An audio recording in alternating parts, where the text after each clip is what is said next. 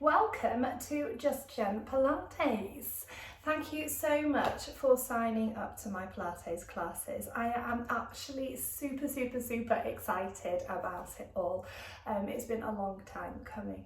Anyway, the reason for the videos, I've decided to do 3 little intro videos just so that you get a proper introduction to Pilates without slowing down the classes that you'll then attend.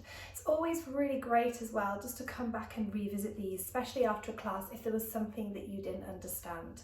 So this is the video number 1, and in that video what I want to discuss with you are the 5 fundamentals of Pilates, in particular the ones that we use when we're start trained, and that basically runs through different bodily parts of yours and the positions.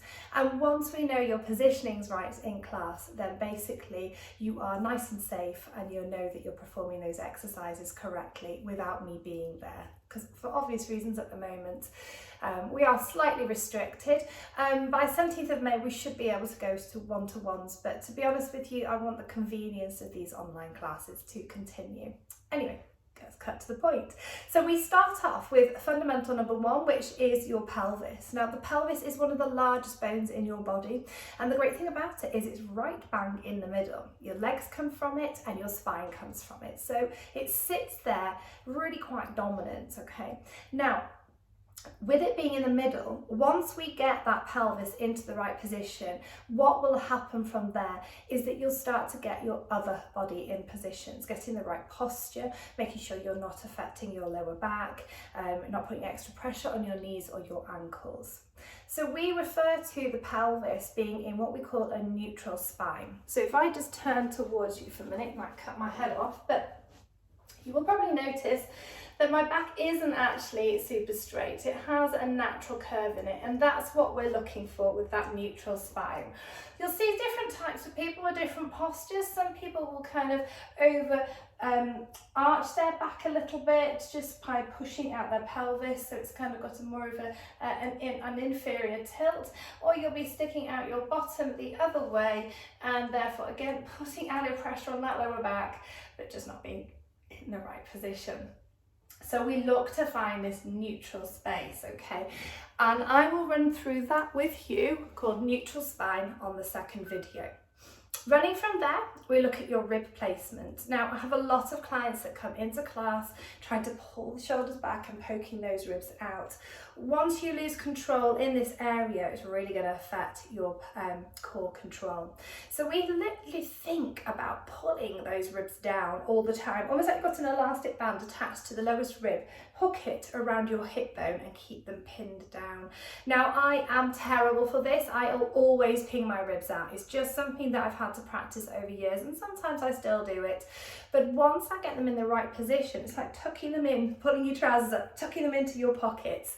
You'll kind of feel where I'm coming from because you'll get that whole core connection going on. Okay, so we've got ribs, we've got pelvis. Moving it from there, shoulders. Now, we are unfortunate, well, where I live anyway, we are in Manchester. It's one of the coldest, more kind of miserable climates. So a lot of people kind of run around a little bit more stooped. We've got lots of people nowadays who are over a steering wheel, maybe hairdressers, beauticians, childcare, over a computer. We all have that horrible stoop being created because we're creating that kind of hunched position. So in Pilates, we look at trying to rectify that. We're going to stretch out your pecs, and we're going to just then make sure that we target the back of your muscle, the back muscles and the shoulder blades, keeping them nice and safe and kind of tightening the muscles there, which are in turn going to draw those shoulders back. Good. So as you can see, it's all kind of running in a good row. Pelvic position, then your ribs, and then your shoulders. And then coming up to one of the third is your neck, and fourth is your chin. Okay, so this is a really very precarious area. There's not much there to support it. So we like to work on lengthening and strengthening the muscles in your neck. That will keep obviously the head in place. And with the head, we look at the chin placement.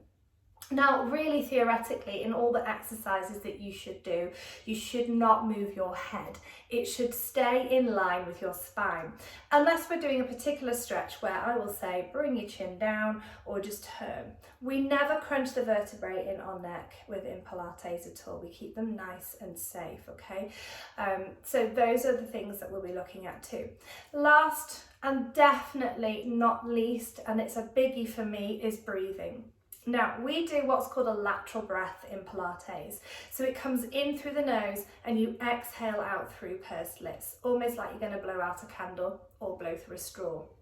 And what that does in turn is it starts to focus your mind on the activities. Also what it does is it starts to engage into the core straight away. And it's a really lovely way to start the session, just getting the breath work going through you. So you'll start to really focus on the body, maybe doing a quick scan of it, seeing there's areas that you've got little niggles. But again, it's just making sure you breathe. It will relax you, so you're not holding the tension in your body. It's also a really great tool to take away with you if you ever get stressed in work or at home. Breathing in through the nose and exhaling out through pursed lips. So those are the 5 fundamentals. Catch the video number 2, just so you checking in with me. Thanks so much.